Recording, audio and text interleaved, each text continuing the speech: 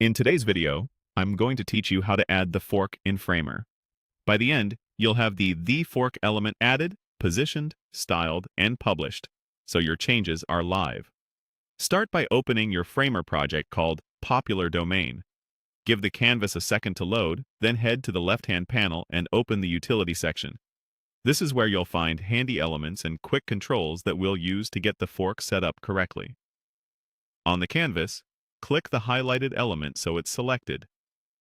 With it active, look to the right-hand sidebar for the position controls and set the positioning to absolute.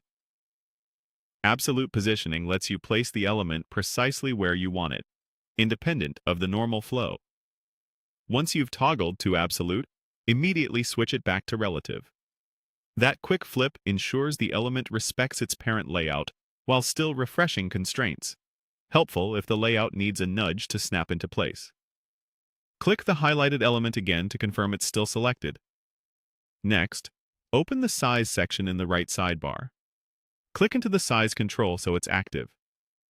Now, in the Component Options, choose the Fork.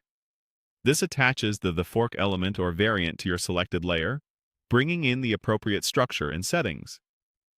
If you don't see it right away, make sure you're still targeting the same highlighted layer and that the Utility section is expanded. With the fork applied, click to open the appearance controls. You'll see a color chip. Select that to choose the brand tone. Pick the swatch labeled 5A9542, which matches the fork's signature green. Setting the color here ensures consistency with brand guidelines across your design. If you need to override styles, switch the style setting to Custom. This gives you control to refine colors or other properties beyond the preset. After confirming your changes, you can toggle back to default if you prefer to keep the standard appearance the component ships with. Moving between custom and default is a quick way to compare your tweak against the base style and make sure everything looks right. When you're happy with the placement, size, and color, it's time to make the changes public.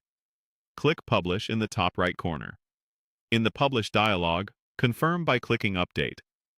Framer will build and push your updates live. That's it.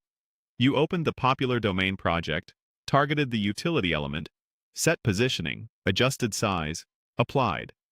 The fork?